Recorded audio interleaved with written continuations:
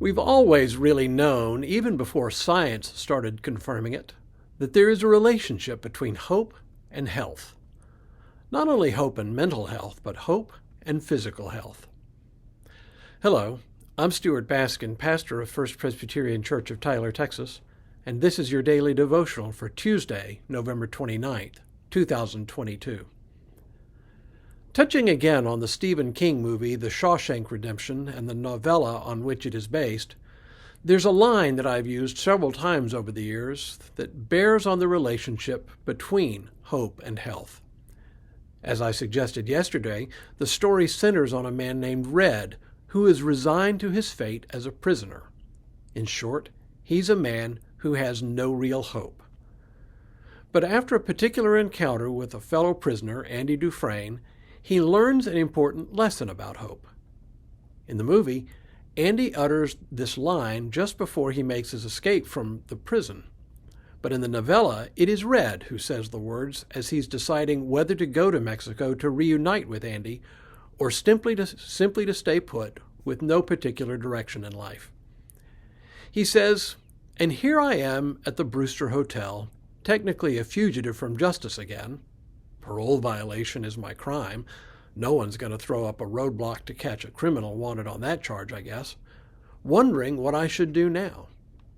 I have this manuscript. I have a small piece of luggage about the size of a doctor's bag that holds everything I own. I have 1950s, 410s, a 5, 3 1s, and assorted change. I broke one of the 50s to buy this tablet of paper and a deck of smokes. Wondering what I should do." But there's really no question. It always comes down to just two choices: get busy living or get busy dying. For Red, the choice isn't really about living or dying. That's the result. It's a choice between having hope and simply bumping along in life, waiting for the next bad thing to happen. We all know folks whose lives are defined by hopelessness and despair. I think some people are just wired to live that way, but for most of us, we can fall into despair under the right, or should I say the wrong, circumstances. Maybe it's a seemingly endless stream of bad news. Perhaps it's the death of a loved one. Maybe it's watching helplessly as a family member continues to make destructive choice after destructive choice.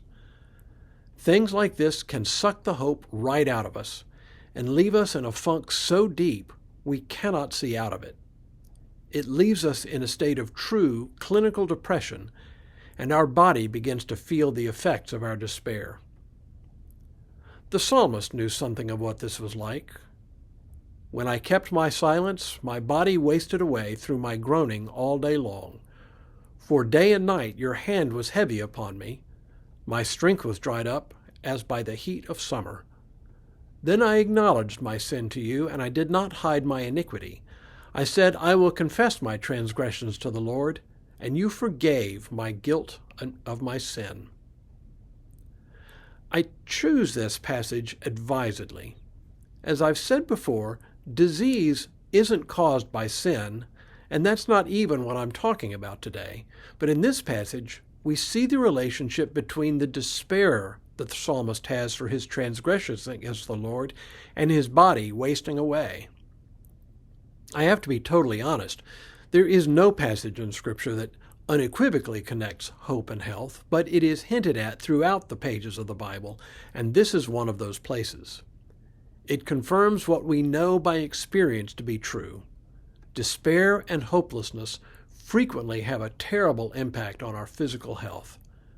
You've seen it, and so have I. And chances are pretty good you've experienced it yourself from time to time. Maybe despair drives you to eat more than is healthy and you gain a bunch of weight. Or the opposite. Maybe you're one of those folks who just quits eating altogether when you're in a state of despair and you lose a lot of weight. Either way, hopelessness and despair can have a profound impact on our health. I say this because it is important to have a sense of hope in life.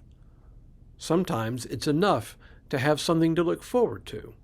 A visit to see a family member, a vacation, maybe even just making a date to have lunch or dinner with a friend, something in the future. Simply having plans in the future gives us a sense of hope. But in a larger sense, having a sense of ultimate hope and hanging on to that can be the most important thing of all. So when we return tomorrow, let's talk about our ultimate hope. But for now, may God continue to bless you and keep you in all that you do this day and in all the days ahead.